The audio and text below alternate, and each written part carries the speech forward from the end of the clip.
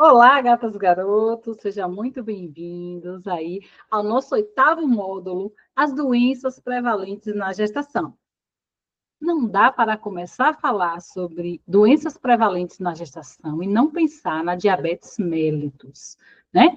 Antes de começar a falar sobre as doenças, eu gostaria de trazer um adendo da importância da visita pré-concepção.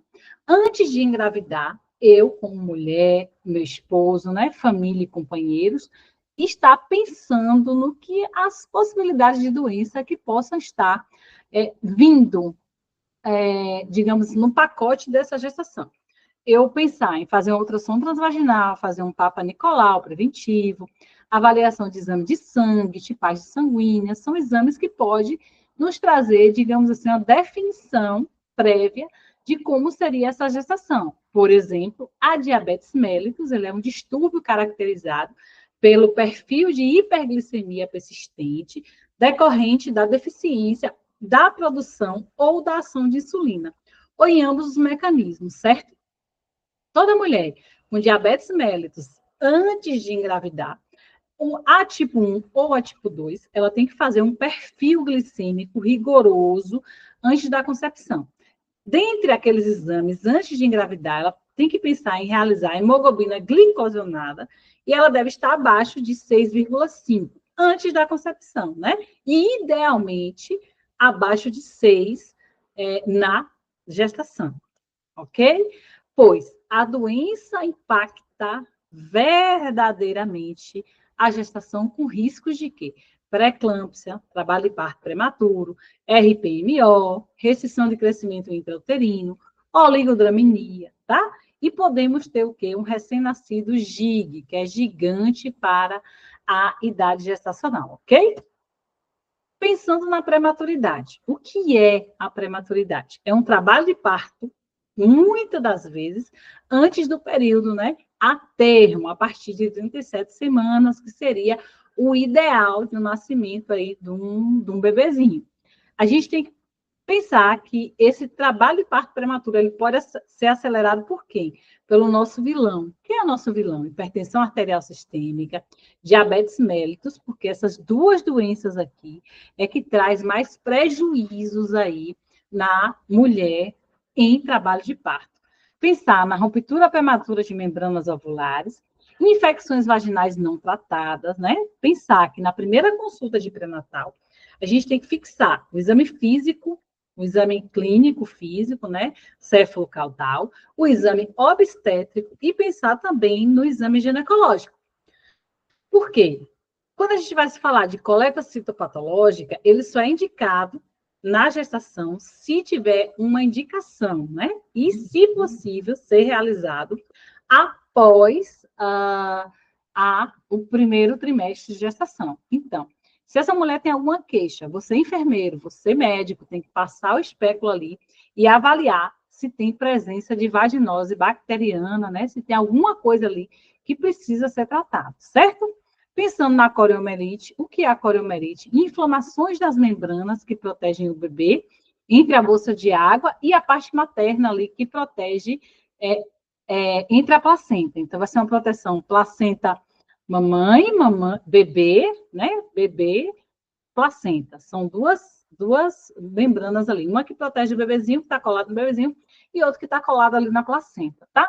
Pensar no uso de drogas lícitas e ilícitas e pensar se tem lesão de colo de útero ou lesões ali de vulva. Como eu falei, é necessário uma avaliação ginecológica, tá? Pensando que essa mulher pode ter alguma infecção ali importante para o trabalho de parto.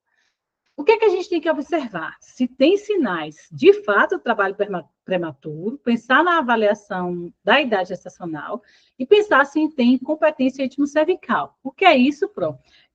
Pensar que o colo uterino entre o útero e a vagina tenha pelo menos 2,5 milímetros ali de espessura, porque se eu tiver menos que isso, eu tenho um risco de ter uma incompetência cervical ali e essa mulher está precisando fazer cerclagem. O que é isso, Pro?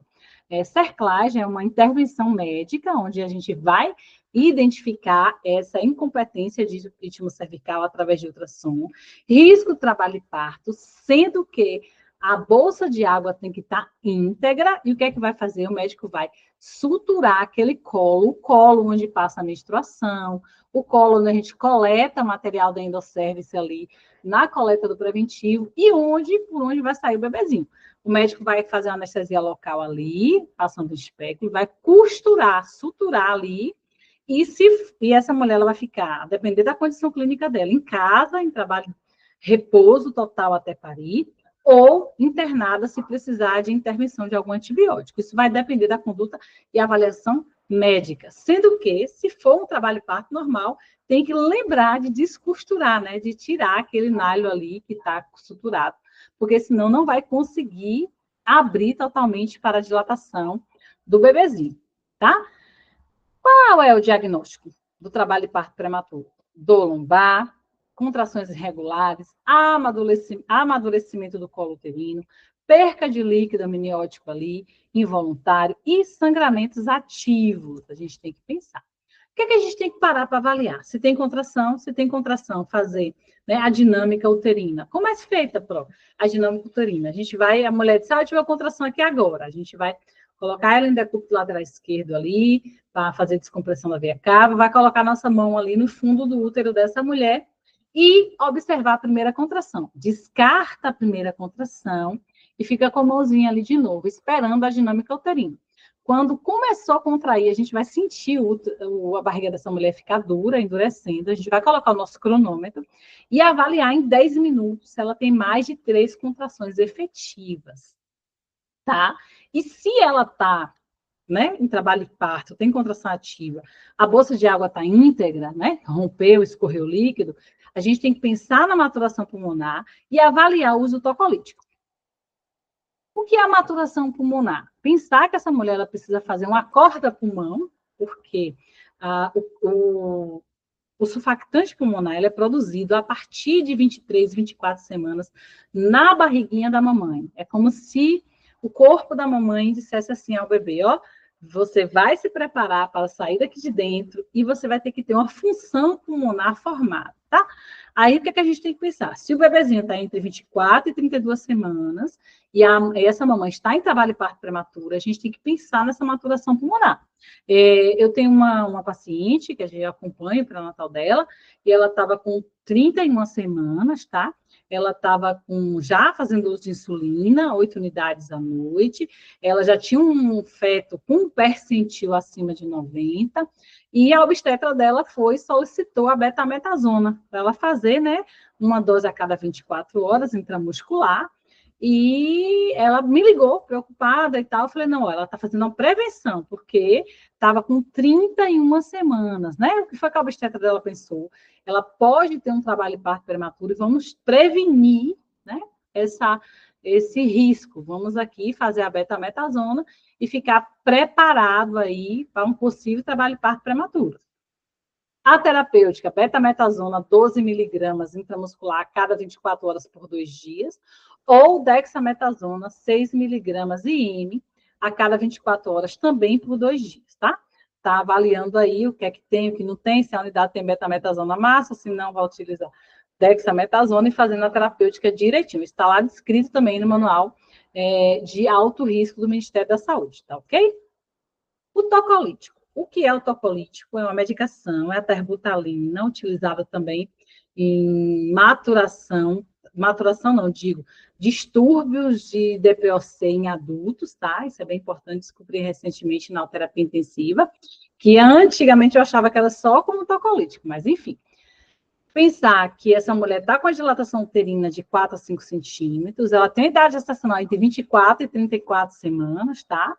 E ela precisa, digamos assim, interromper essa hiperatividade. A gente pode estar preparando a solução da terbutalina, que são 5 ampolas da medicação para 500 ml de soro glicosado. Vamos colocar em bomba de fusão, inicialmente correndo de 21 ml hora. Se essa mulher apresentar sinais de impregnação dessa medicação, a gente pode Tá comunicando o médico e reduzindo a dose, tá?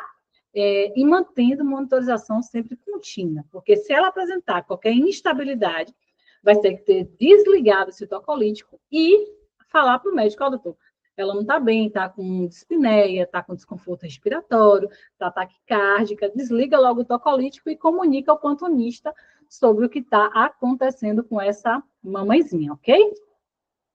Temos também o nifedipino. O nifedipino é um beta-bloqueador de cálcio, tá? Utilizado também como tocolítico para inibir o trabalho de parto prematuro. Em que situação, Cris? Eu estou no interior, eu não tenho bomba de fusão, eu não sei se eu vou conseguir a regulação de imediato, eu vou iniciar como dose ataque, uma cápsula de 10 miligramas a cada 20 minutos, podendo ser realizada no máximo até 3 cápsulas durante 1 hora, e depois vai ser prescrito aí um comprimido de 20 miligramas de 8 em 8 horas, e pensando, se essa gestante for cardiopata, ou se for hipertensa, avaliar a não utilização. Então, tem que ser uma terapêutica, né, bem conduzida aí pelo médico obstetra, pelo médico clínico da unidade onde vocês estão trabalhando, para pensar numa regulação dessa gestante, ok? Quais são as principais contraindicações do uso do tocolítico pro? Morte fetal, tá? A gente não tem certeza se tá, se tem, se não tem, se é gemelar, se tem um vivo e se o outro não tá. Tem que ser avaliado por ultrassonografia, tá? Pensar se esse neném tem algum tipo de anomalia. Se eu tenho uma vitalidade fetal acelerada, eu estou com o neném na alta taquicárdico, acima de 180, 190 batimento, tem que pensar, porque o tocolítico, ele ajuda, né, a aumentar essa frequência cardíaca, tanto materna quanto fetal, e pensar também se esse quadro dessa mulher, ela não tem hipertensão grave, uma pré-eclâmpsia, o que é que a gente tem de achado de gravidade nessa gestação, tá? Hemorragia materna, instabilidade hemodinâmica, essa mulher está estável, ó, desliga o tocolítico, pense nem instalar, vamos pensar em resolução aí, que é parto. Coriomerite, que é a inflamação das membranas aí, de revestimento de águas, tá? Do bebê, e se tiver algum processo inflamatório sugestivo, a gente tem que pensar, porque se eu boto o tocolítico, e ele, como consequência, pode acelerar o trabalho de parto ali, contração, contração, contração, contração, ele pode ter uma ruptura de bolsas de água ali, e tem uma presença de infecção ali de coriomerite, e está trazendo prejuízo para a mãe ou para o bebê. Ou doenças cardíacas graves, pelo amor de Deus, nem pense em estar usando um tocolítico.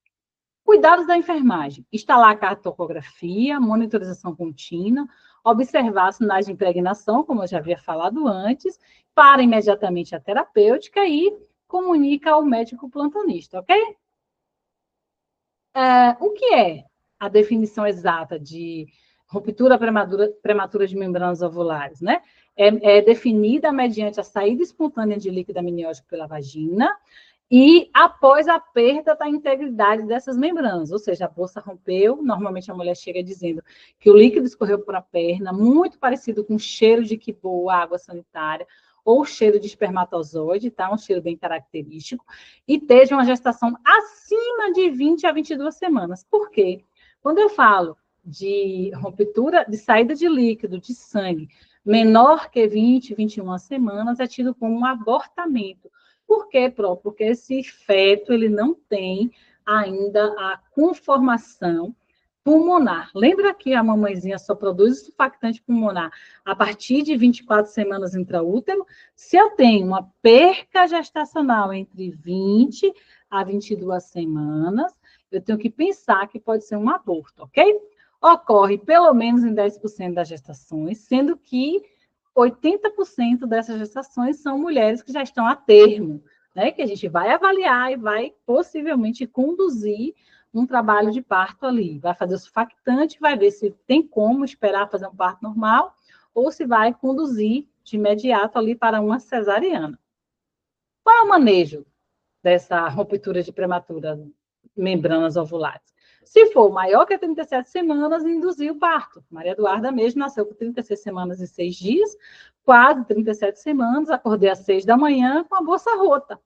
E aí fui encaminhada do meu interior para cá e acabou que acabei caindo em uma cesariana, porque quando cheguei aqui na unidade de referência aqui em Salvador, na unidade privada, eu estava com a cartopografia apresentando taxistolia. Eu tinha 7 dores em 10 minutos e foi indicado uma cesariana até por segurança, né, minha e de Maria Eduarda.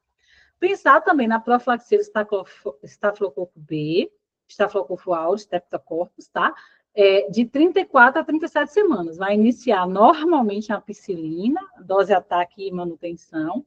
E lembrando que a gente tem que pensar do corticoide aí, entre 32 e 34 semanas, né? E pensar, bom, teve ruptura das bolsas de águas. É um bebê que é 34 semanas. Eu já fiz a maturação pulmonar com corticoide. E aí, vamos pensar no trabalho de parto? Vai conduzir, vai esperar? Então, tem que estar pensando aí. No manejo expectante, tá? O uso do corticoide e a profilaxia de Streptococcus aureus tipo B. Fez tudo isso, o que é que a equipe médica vai pensar? Vai esperar a indução do parto normal ou vai indicar uma cesariana? Que essa mulher não pode ficar com essa bolsa de água rompida muito tempo ali, sem uma decisão clínica ali do quadro de parto, ok? O manejo, que eu já falei, pensar, né, nos riscos da paciente.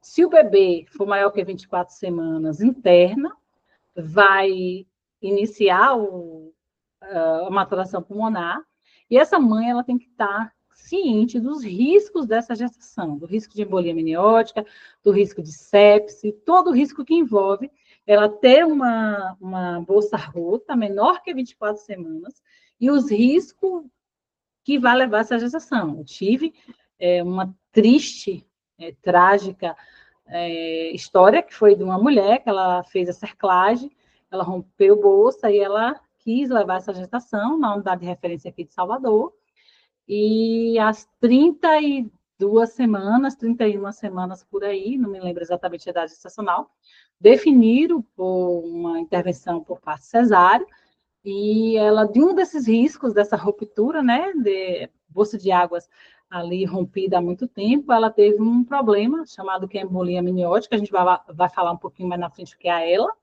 e essa mãe, ela foi a óbito, né, então a gente tem que estar, a equipe médica falando do possível mau prognóstico para essa gestação, ou para essa mulher, e ver qual seria a decisão dela de conduzir esse internamento de longa permanência e correr esses riscos, ou se ela gostaria de interromper essa gestação. Então, isso aí tem que estar bem claro do risco materno-fetal se menor que 24 semanas, tá?